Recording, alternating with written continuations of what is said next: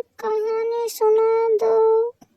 ठीक है बच्चों, मैं तुम्हें एक कहानी सुनाती हूँ। एक राज्य में एक राजा रहता था और उसके एक पुत्र था, कुमार राजकुमार। उसका नाम था आदित्य और वह राजा का सबसे इकलौता बेटा था। राजा बहुत ही खुश रहता था अपने बेटे से, क्योंकि वह परिक्रमी और साहसी बेटा था। जब राजकुमार की उम्र 21 वर्ष हुई तो एक रानी कन्या ढूंढने का फैसला किया गया। जब रानी कन्या ढूंढने का फैसला किया गया तो राजकुमार से पूछा गया, क्या तुम्हें कोई और पसंद है? तब राजकुमार ने कहा, नहीं, लेकिन मैं अभी शादी नहीं कर सकता। मेरे कुछ सपने हैं, मैं उन सपनों को पूरा करना चाहता हूँ पिताजी, पर मैं अभी शादी नहीं करना चाहता। राजपाट संभालने के लिए मुझे एक अच्छा योद्धा बनना होगा पहले।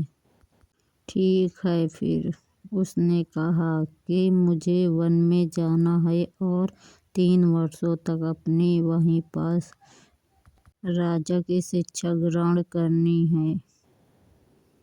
और वह ऐसा ही करता है, जंगल में चला जाता है और वहीं पास अपनी योद्धा की प्रक्रिया ग्रहण करने लगता है।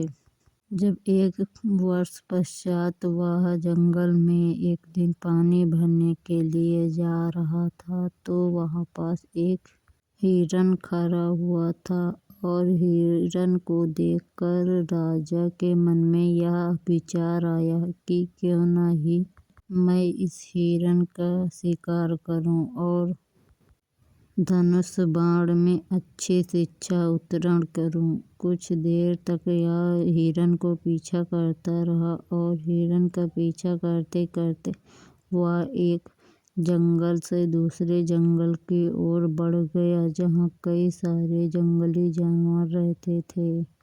एक रानी की एक पुत्री थी। वह एक चिड़िया के तलाश में इसी जंगल में आई हुई थी और इधर से राजा हिरन की तलाश में इधर उधर भटक रहा था। उधर चिड़िया की तलाश में रानी भी इधर उधर भटक रही थी और कुछ देर ऐसे ही चलता रहा।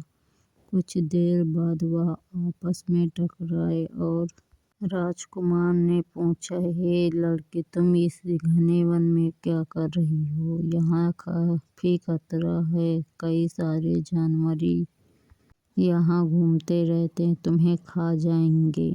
तब राजकुमारी ने कहा, हे बालक, तुम यहाँ पास नए हो लगता है। यह जंगल मेरा ही है और यहाँ की रानी मैं हूँ। तुम्हें तो मैंने आज पहली बार देखा है, तुम कहाँ से आए हो?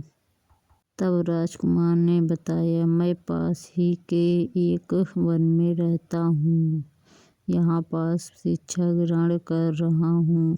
मैं एक कहीं दूर देश से आया हुआ व्यक्ति हूँ। तब रानी के मन में ये ख्याल आया, कहीं यह हमारा कोई दुश्मन तो नहीं। तो उसने अपने सिपाहियों से कहकर उसे बंदी बना लिया। पर वह बोलता रहा कि हे रानी, मैं यहाँ पास शिक्षा ग्रहण करने के लिए आया हूँ, मुझे मत बंदी बनाओ। पर रानी ने एक बात नहीं मानी और उसे महल के कारागार में डाल दिया गया।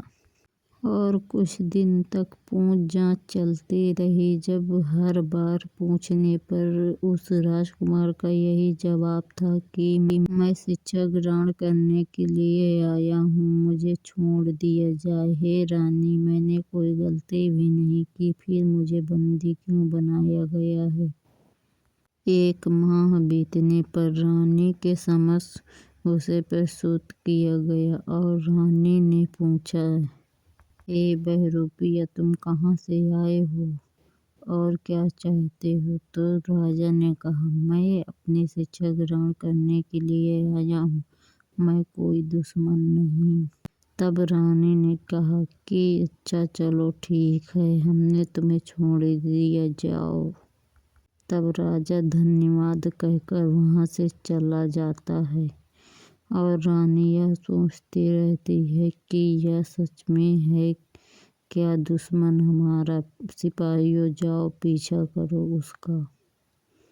कुछ दिन तक लगातार सिपाहियों ने उसका पीछा किया और रानी को बताया जाकर कि नहीं, वह शिक्षा ग्रहण करता है, पास ही के जंगल में रहता है। तब रानी ने कहा चलो ठीक है। फिर वह राजा के कुछ दिन बाद शिक्षा पूरी होती। 3 वर्ष बीतने के बाद वह अपने देश लौटने की योजना बनाता है। जब वह अपने राज्य लौट जाता है तो अपने पिताजी से कहता है कि मुझे विशालगढ़ की राजकुमारी से प्रेम हो गया है। उसका साहस और हिम्मत देखकर मैं उससे प्रेम करने लगा हूँ। क्यों ना ही मेरा विवाह उससे करवा दिया जाए। तो राजा बोलता है ठीक है बेटा। फिर राजकुमारी के लिए राजा ने प्रस्ताव भेजा शादी का। जब राजकुमारी ने सुना कि मेरे शादी के लिए एक रिश्ता आया है तो राजकुमारी चौंक गई कि यह कौन है जो मेरे लिए यह प्रस्ताव भेज रहा है। तब उसने सारा हाल बताया और कहा कि मैं तुम्हें बहुत ही पसंद करता हूँ। तो राजकुमारी ने फिर सोचा। फिर उसने कहा ठीक है, मैं विवाह करने के लिए तैयार हूँ। फिर राजकुमारी और राजकुमार का विवाह हो गया।